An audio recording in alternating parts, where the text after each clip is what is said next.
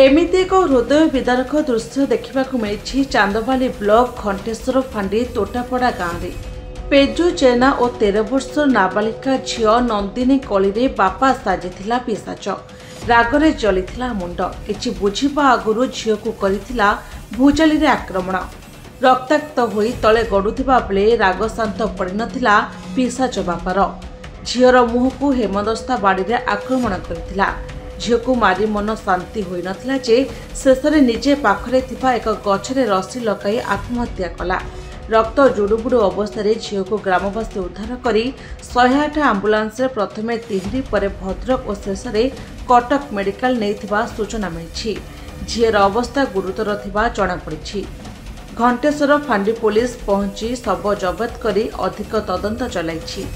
कौन सारे जे मोदा मेलार तानी सोइतले मासी देखनी छुआ तार रक्त जुळई पीसी को छुआ सेई जियो छुआ जे मरजी तार तो कोन किए मारची बोले हम सब देखना किए मारची कोई बारी में छोड़ी के कोन कथा होतल हां से लागी दे कोन है जे मु जान नहीं कोई बारी में सत्य बता तो बाप जियो लागिथिले नहीं ये ता बाप काई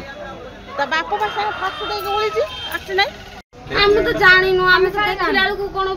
ट्रैक्टर वाला कहला कि तांको बापा कोन फांसी देजन हम दौड़ी गला को से लोक फांसी देजन ताको झियो पुओ को खुजिला को से तो कोन रक्ताक्त होई कि पड़जन बोले हम भी के जाननु से माई हे कबड खुली देखला को से रक्ताक्त होई कि पड़ी